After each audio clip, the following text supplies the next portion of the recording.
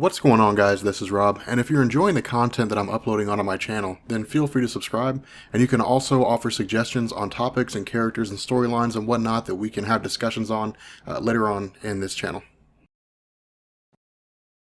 Okay, so picking up with Injustice Year 3, we take a little bit of a different approach than what we've done so far with regards to the Injustice series, and I actually really like it. I mean, comic books are like anything else. You know, if you stick with the same thing long enough, eventually it grows mundane. You gotta have freshness, you gotta have something new, you gotta inject some new blood, you gotta change things. Otherwise, I don't know about you guys, but I just stopped caring about reading the same old thing all the time. And while I wouldn't say that like Injustice Years 1 and 2 were like the same old thing all the time, I like the idea of sort of nipping it in the bud, right? Like throwing in some new stuff before we even begin to get to the point where we're ready to see something new. It just keeps us on our toes. It keeps things fresh. And that's what I love about the way that Tom Taylor does this. And what we're going to be doing is we're going to be focusing on magic wielders, and we pick up with John Constantine. Now this is so cool because Constantine has always been kind of like this off again, on again main DC guy in the sense that he's, you know, been alongside the traditional DC superheroes with like Justice League Dark, different things like that. But then he's also had his own, you know, going off fighting angels and demons, that kind of thing in like the Vertigo Hellblazer line of comics. And we'll talk about Vertigo here in a second in terms of how it relates to this, especially when we get to Trion. But the idea here is that John Constantine is kind of like, you know, one of these guys who looks around and says, after this massive battle between the Green Lanterns and the Sinestro Corps, you know, it left a lot of people dead and there was a lot of collateral damage. One of the people who was killed was the mother of Constantine's daughter, Rose Constantine. Now, it was kind of this weird situation because John was basically keeping her hidden. Now, of course, we know that the reason why John did this is because he's got a lot of enemies out there. A lot of enemies who are very, very powerful in the realm of, you know, sorcery and magic and so on and so forth. Keeping Rose hidden away from the world, putting a lot of magical enchantments on the house in which she resided was a way of keeping those individuals out there who would seek to do John harm, keep them from locating his daughter and using her as a tool. The problem with this is that with the destruction of this house also came the elimination of these magical enchantments. And so his daughter in a lot of ways is a sitting duck. And that's the cool thing about this. This is something that I really want you guys to keep in the back of your head, because at the end of all this, we're going to find out not everything's what it seems, which is pretty badass. It's actually a really, really cool story. But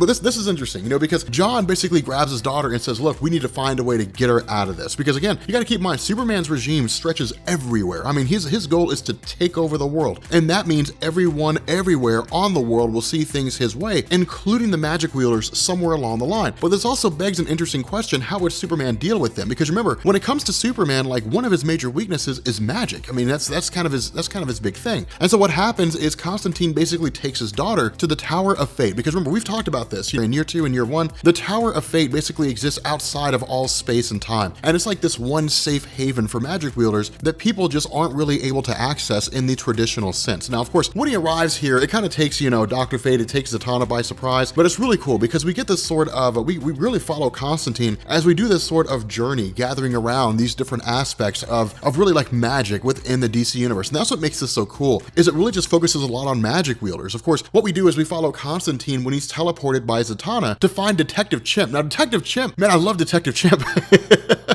He's one of my favorite guys. And the cool thing about this is he's kind of like relegated to this realm of magic wielders, right? I mean, he has crossed over with Batman. He has worked alongside Batman. Bruce Wayne realizes just how intelligent, you know, Detective Chimp is. He's one of the smartest guys in the entirety of the DC universe, but it's really, really cool to see him here because we're going to see this like mixed alliance that we wouldn't normally see, but it works out pretty well. But from here, what we do is we follow Constantine, where he basically goes to visit Trion. Now, Trion is an interesting situation in the realm of DC because what Tom Taylor says is we're basically going to hell. But this is kind of a misnomer. Trion is like a demon lord, but he's not like Satan. Like he's not like the devil. I mean, the devil is Lucifer Morningstar. But that creates an interesting situation in DC Comics because the way the DC works is you've got like your traditional DC heroes, the one that you guys think of, like Superman, Batman, Wonder Woman, the Justice League, you know, Green Lantern, so on and so forth, all the way down to guys like Constantine to a degree. Vertigo is where you find a lot of the angels and demon stuff. But the issue is that I don't really think there's ever been an instance where they've ever actually like crossed over, where it's been like Batman versus Lucifer Morningstar. But Vertigo is where you find the traditional angelic pantheon, where you have like Judeo-Christianity based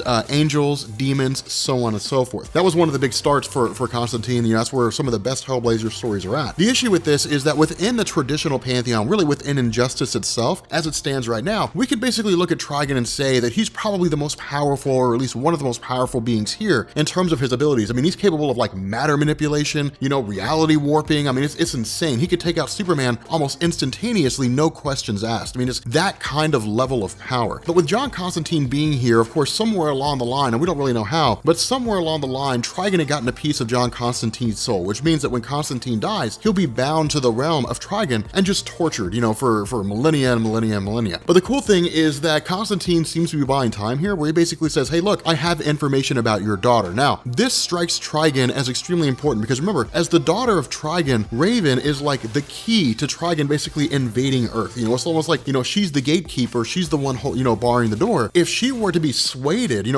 to Trigon's side, it would open the door for Trigon to launch a full-scale demonic invasion of Earth, and then there goes the neighborhood. And so it creates like this really, really interesting situation because it's like, man, like, you know, if Constantine's willing to turn over Raven to Trigon, then that means that, yeah, sure, Trigon could take down Superman, but then the Earth just like descends into absolute madness and devilry after that. Like, I mean, it's, you know, it's it's cutting off your nose to spite your face, basically. And so because of this, Constantine's basically striking a deal. Trigon says, if you have information about my daughter, find her, bring her to me, and then we'll talk. Now from here, we switch over to the Hall of Justice. And again, you know, this whole Hall of Justice thing, it's just kind of Fallout. It's not a great big huge thing, you know, but it's the idea that that neither Sinestro nor Superman or any of those guys can find any of their allies. Because remember, you know, Flash, Cyborg, Robin, they were all taken by Bruce Wayne's guys. The reason why they can't locate them is because they're being blocked by magic. They're being held by magic, and Superman can't cope with magic. You know, he can't see through magical artifacts, you know, magical buildings, different things like that. It's really one of his major weaknesses. And so what we do is we basically pick up with John Constantine meeting with Batman. And this is cool, you know, because we have Chaz, the cab driver, you know, of course, that shows up, and Constantine says, hey man, hop in, and we'll explain along the way. And it's hilarious because you've got Chaz and you've got Constantine who are hanging out inside this car. They look in the back seat and they've got Batman and Detective Chimp in the back, and they just die laughing.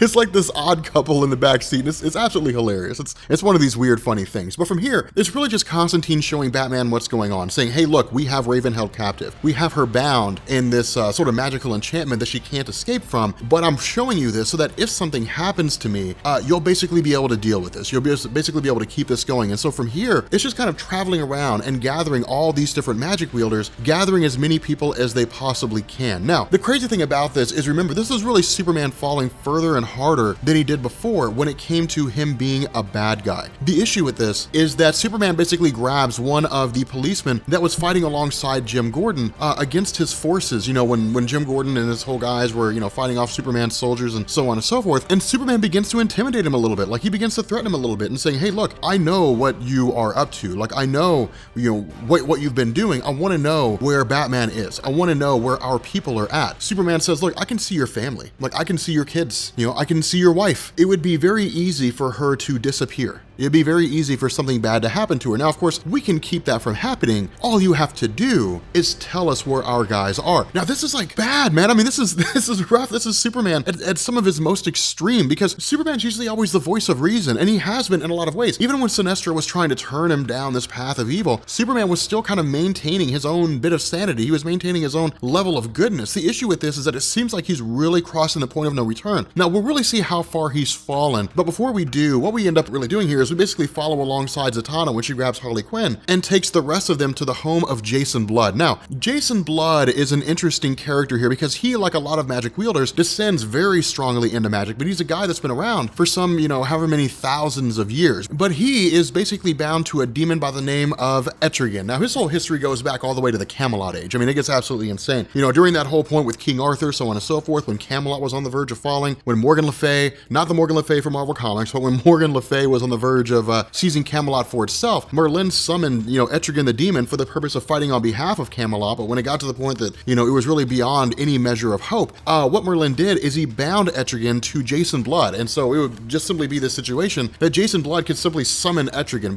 He can also feed on these different measures of powers and abilities. And that's just kind of the thing that we're going to see, is that in their own form or fashion, these different individuals who are part of these magical groups have their own abilities. They have their own powers, their own capabilities. Sometimes they'll use a whole lot of their powers. powers. Sometimes they'll only use one facet of their powers. And that's the cool thing, is Tom Taylor doesn't give us too much too fast. He's not like, here's all these magic wielders and here's all the powers they have. You know, it's like each one has a particular role to play, and it actually works out pretty well. But at this point, it's just a matter of trying to figure out what to do next, because the big question they have is, are they going to take out Superman? The funny thing here is that in the middle of this, you know, like John Constantine switches the conversation over to Detective Chimp, and then Harvey Bullock's just like, yeah, I'm out.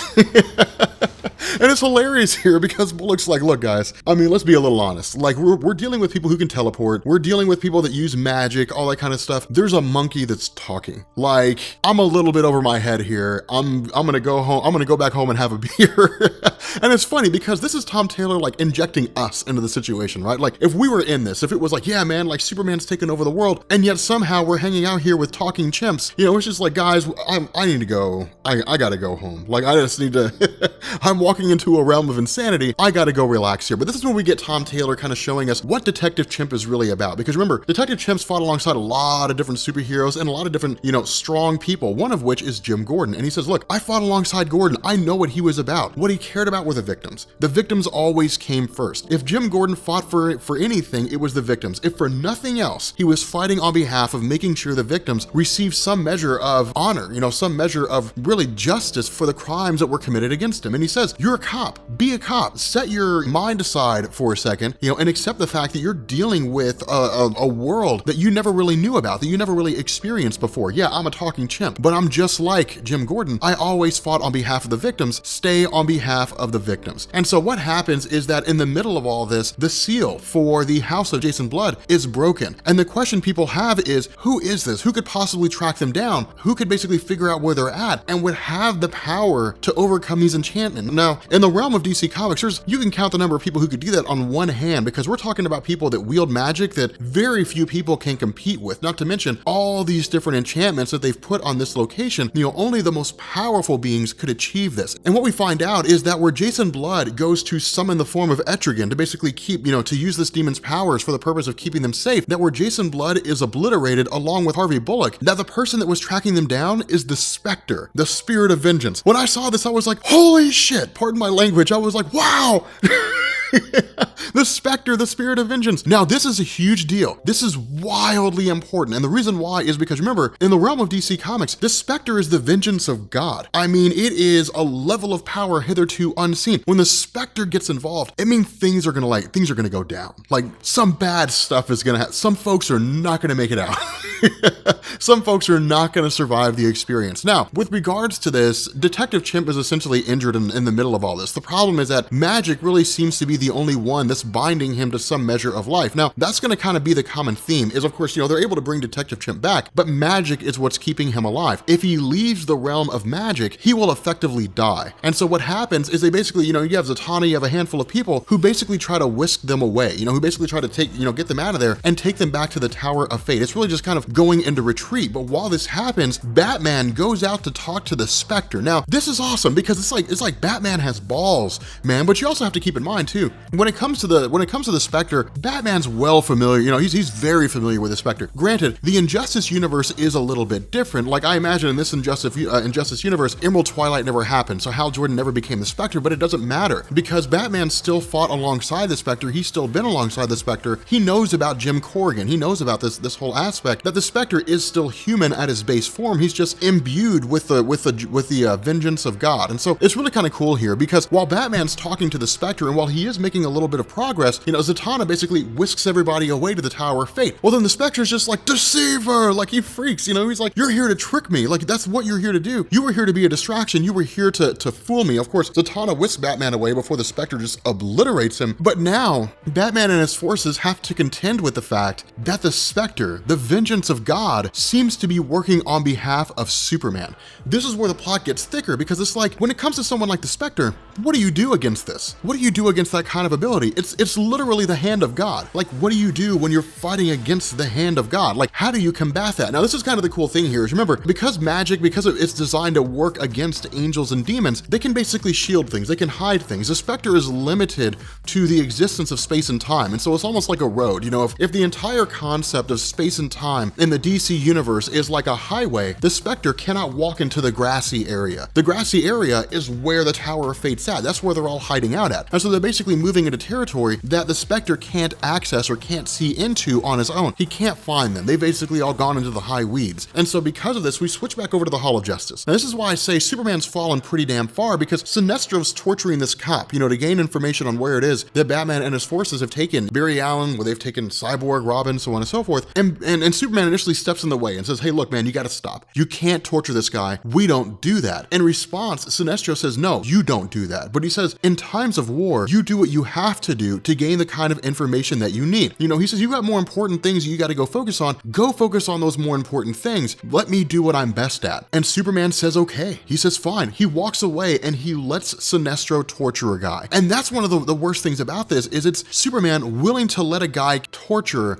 a man, a human being, the people that Superman was sworn to protect. He's letting Sinestro torture them. Now, of course, this entire situation is met with the arrival of Spectre. And Spectre says, hey man, I'm here to warn you, I'm here to tell you that there are magical forces working against you. And this is when Tom Taylor makes things clear, right? You know, this is when Tom Taylor says, look, I as a Spectre am on your behalf. I believe in your cause. I'm the spirit of vengeance. You know, my goal is to make sure that people who are evildoers are basically brought to justice. You know, because of that, if you are bringing about a world of peace, you're doing what I've always been seeing, you know, what I've always sought to do, what I've always tried to do. You're basically solving my problem for me. And so the spirit of vengeance, you know, the Spectre sides with Superman here. But the funny thing is he's like, I sense doubt in you. He senses doubt in Shazam. This is kind of cool. You know, of course, Superman comes to his friend's aid and says, hey, look, you know, Shazam's on my side. He's a good guy. You know, he's one of the good guys. If he senses doubt, we'll sort it out. You know, and of course, this is, if he senses doubt, we'll sort it out. I promise that was not meant to be a rhyme. But, you know, the Spectre kind of lets him go. But it's just this idea that the Spectre is on their side. He's working on their behalf. But it's also him telling Superman, look, these guys are using forces that I can't really work around. These guys are using forces that I can't really defeat on my own. I can to a degree, but the problem is finding them in order to be able to pull that off. And so what we do is we basically switch back to the idea of Constantine's daughter. Now, this is Tom Taylor kind of, you know, toying with this notion a little bit. I don't really know where he expected to take this later on down the line. I mean, he really kind of left after year 3, and then year 4, I want to say, or year 4 and 5, I think was Brian Bucoletto. But what he does is Tom Taylor basically reveals that the daughter of John Constantine has magical abilities. Of course, she does the trick with pulling the coin out from behind the ear, but then Dr. Fate comes along and says that was not sleight of hand. She pulled that coin from another dimension, from another plane of existence or something. She conjured it out of thin air. And as Tom Taylor basically saying, look, the daughter of John Constantine is going to have magical abilities, and what the limits of those are, we don't know. But we know that she's going to go on to become insanely powerful. She's going to have an insane amount of abilities. It's not wildly important to this story, but it is important enough that I thought it was worth bringing up. Now from here, we switch over to Madame Xanadu, and this is actually kind of a funny moment because John Constantine and Batman show up, you know, and they're like, hey, look, we really need to talk to you, and Madame Xanadu's like, nope, go away. Like, I am not talking to any of you. And it's funny because the whole thing, the whole situation is Madame Xanadu is kind of like a seeress, right? I mean, she does have incredible magical abilities, but her real big thing is, you know, her ability to sense what goes on in the magical sphere and then use tarot cards to discern what it is that she sees. And so she's a legitimate tarot reader. She's also effectively immortal, but she's an essential part of the whole, you know, mystical aspect of the DC universe. The problem with this is that where her sign says enter freely and unafraid, Batman's like she hands a sign out to Batman, and Batman says she had a new sign made that says enter freely and unafraid, unless you're John Constantine.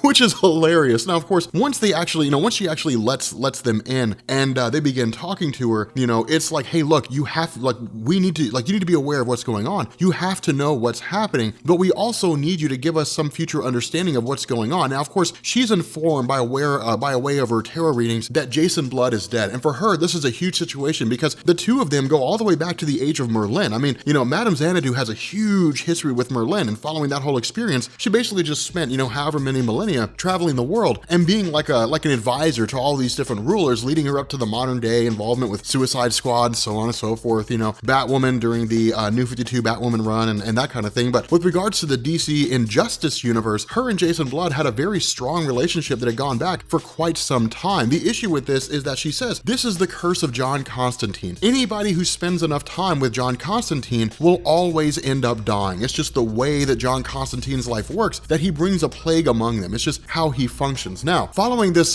this outburst, you know, of course, she basically kicks out Constantine and Batman, and Constantine's like, hey, look, man, just give her time. Just give her 10 minutes or so, you know, and then she'll be like, the anger will subside. She will basically chill, and then she'll invite us back in. And sure enough, that's exactly what happens. Once she's over this grieving process, she basically says, hey, look, there are forces at work here. The Spectre is at work. Of course, her being aware of what's going on, you know, the Spectre is here. She takes a peek, which is really the purpose of John Constantine and Batman coming here, is using her abilities to take a look at what's going on with regards to the ideas of Superman's going on behind the scenes and so on. The issue with this is that as soon as she tries to take a peek, some massive force of energy basically blocks her out, or at least it gives her some measure of a glimpse. Now, on the surface, we would say maybe this is the Spectre, but the Spectre never really conducts himself like this, and so it's like someone else, either the Spectre, that, you know, someone that's not actually Jim Corrigan, or some other force, some malevolent energy that's going on there is working on behalf of Superman as well. And so what she says is, this glimpse that I saw basically said a dead man will fall, a dead man will rise, souls will be lost, traitors will be triumphant, you know, the Empress will awaken, the Emperor will sleep, all that kind of good stuff, you know, like Swamp Thing is going to show up, the Green, and all these different things, but the Joker will be born again. And so it's just like, wow. So the idea seems to be that all of it's going to come full circle again, but there's so much more coming later on down the pipe. And so what happens here is we kind of switch back to Raven. And of course, you know, with Raven, you know, being held prisoner here, she's basically able to trick the cat, you know, of one of the magical inhabitants to knocking over a candlestick. And when that happens, because the candlesticks, or at least because the placement of the candlesticks was one of the aspects that, you know, maintained the enchantment that kept her imprisoned, she's basically able to kick out or send out her astral projection form, and her astral projection travels to go see Superman and says, hey, look, this is where I'm being hidden. I'm being hidden in the Tower of Fate. Now, this is kind of a weird situation here, and the reason why I say this is because, again, up to this point, we've kind of been led to believe that the Spectre is unable to see into these different aspects of angels, demons, you know, that kind of thing, you know, unable to see into like the mystical world. But that's not entirely true, because if we go and reread the old Spectre stories, he was able to do this time and time again. He was able to appear before magic wielders. There was nowhere that he couldn't access, and the reason why is because he's basically imbued with all the knowledge, and not really all the abilities, but everything that God knows, the Spectre knows to a degree. And so because of this, the Spectre knows, you know, all these different safe locations, but with the Spectre saying, I don't know where they are, I don't know how to access them, means that this does not seem to be the Spectre that we're aware of, or at least that we're used to. At the same time, the Spectre almost immediately attacks Raven, and the reason for this is just because of the fact that Spectre doesn't know who Raven is. It's just like, what's going on? Like, I don't know if she's an enemy, I don't know if she's well, he knows who she is, but he doesn't know if she's an enemy or a friend.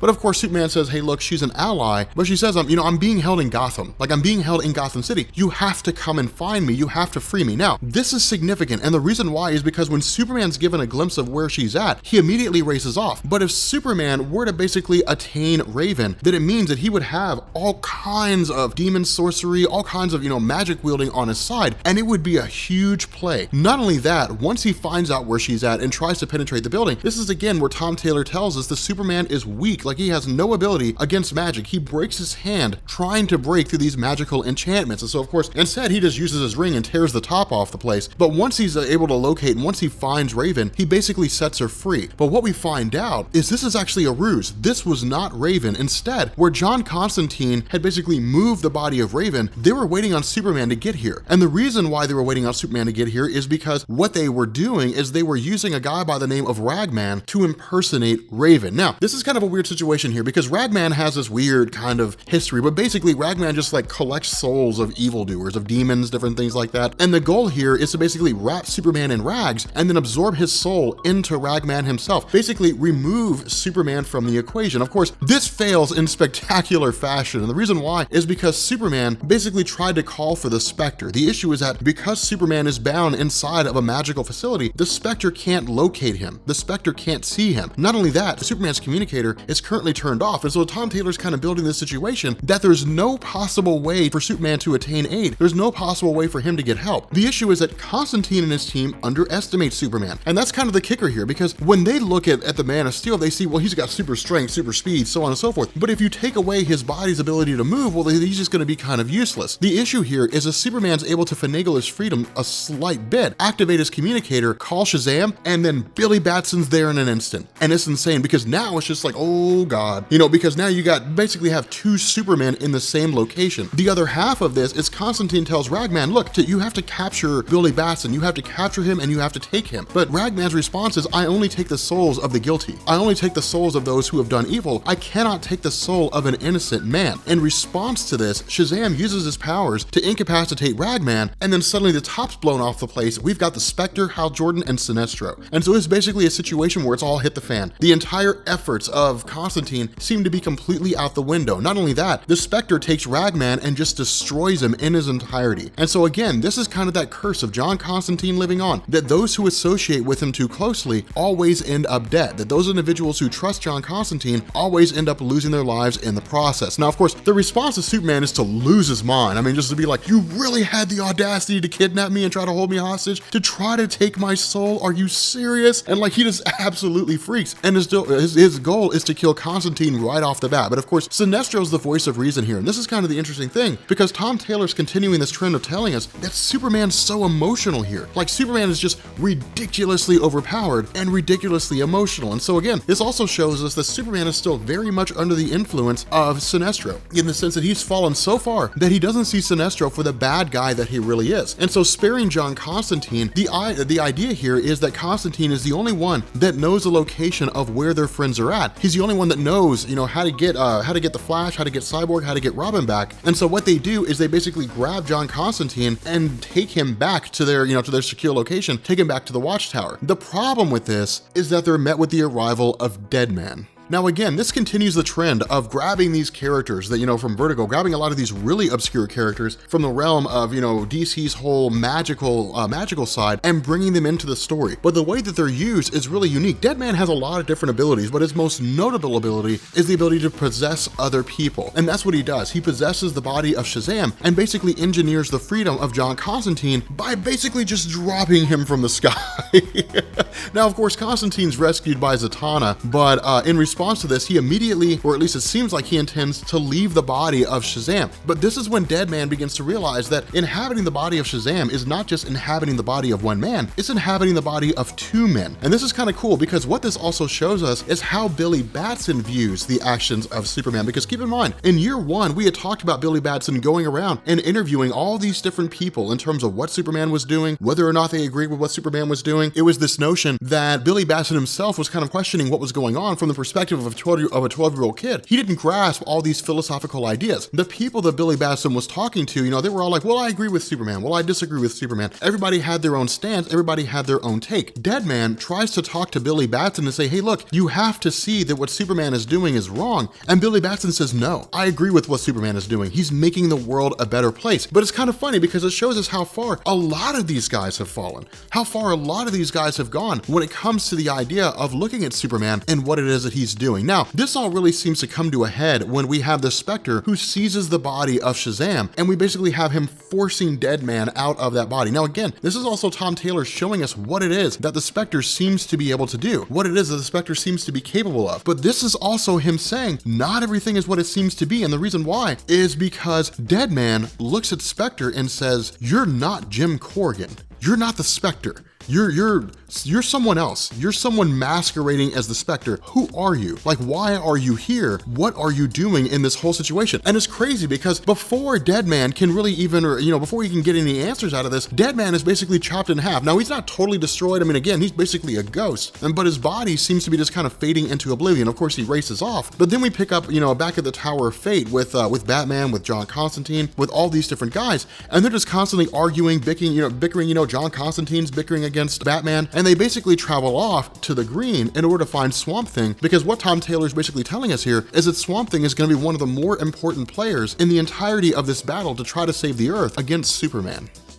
Now, Tom Taylor introducing Swamp Thing into the story is not done for the sake of just, fan service. Like, there's a much bigger picture here. I mean, there are a lot of people out there that love Swamp Thing, but Swamp Thing in the green basically just means, like, the green being what it is just kind of like this weird, network of plant life. It basically just means that, like, Swamp Thing can manipulate, plant organic matter on the planet Earth. The reason why this matters, though, is that in addition to Swamp Thing, being immortal, being able to tie into plant life and so on and so forth, is that where Superman could, tear apart trees and the various different things that Swamp Thing could conjure. Swamp Thing's abilities, combined with normal magical abilities, would create a hitherto unchallengeable force on behalf of those individuals who are working against Superman. And so trying to grab Swamp Thing to their side would be absolutely massive. The issue with this is that Swamp Thing's more or less chosen his allegiance, and it basically seems like he's chosen the side of Superman. And so because of this, they basically don't have Swamp Thing on their side. They really don't have access to the green. They don't have access to this ongoing network. They can't basically see everything that's going on in the world at the same time. Instead, they're basically without what would be considered one of their most important assets. In addition to this,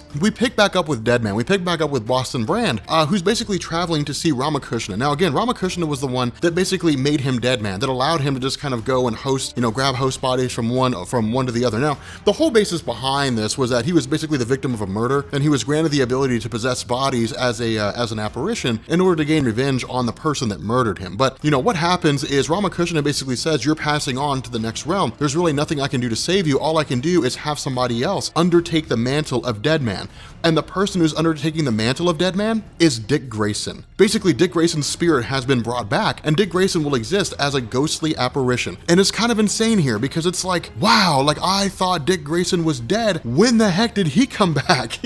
The issue is that this isn't really explained. Instead, it just seems to be the ghost of Dick Grayson who's here to operate on behalf of Ramakrishna and basically serve as an opposing force to the goal of Superman and his team, kind of going against and trying to conquer the world. But at this point, it seems to be a matter of trying to basically find a way to overcome the notion that Constantine, Batman, and his group do not have access to Swamp Thing's abilities. They're still just kind of flying blind here. But what we do is we switch over to the Spectre himself, and we join with the arrival of the Phantom Stranger. Now, this is where things get kind of hairy, and the reason why I say that is because the Phantom Stranger is exactly what he is. Like, no one knows anything about him. He's just a guy that has incredible powers. And it's just like him being here is kind of weird, because it's almost one of those things where it's like when the Watcher shows up in Marvel Comics. Like when the Phantom Stranger shows up, it's like, okay, things are about to get really, really bad. Like something huge is going to take place. The issue with this is that Phantom Stranger and the Spectre kind of exist in a realm of their own. So the Phantom Stranger is more of like an observer that acts every once in a while, but DC always teases this notion that if the Phantom Stranger were to act, it would be like God himself acting. And so,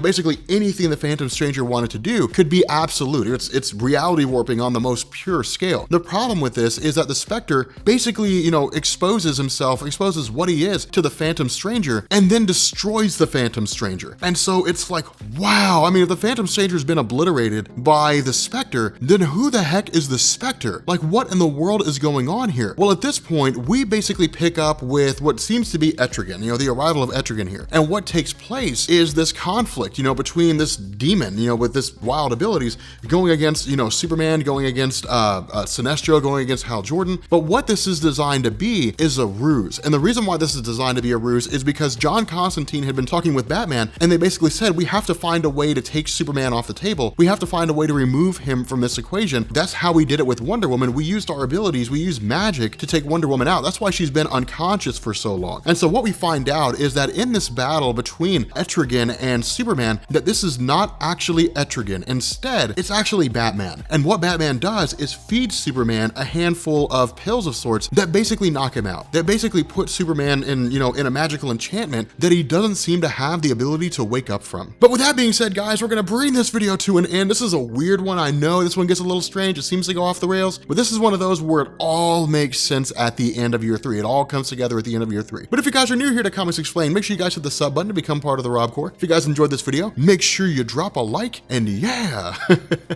I will catch you all later. Peace.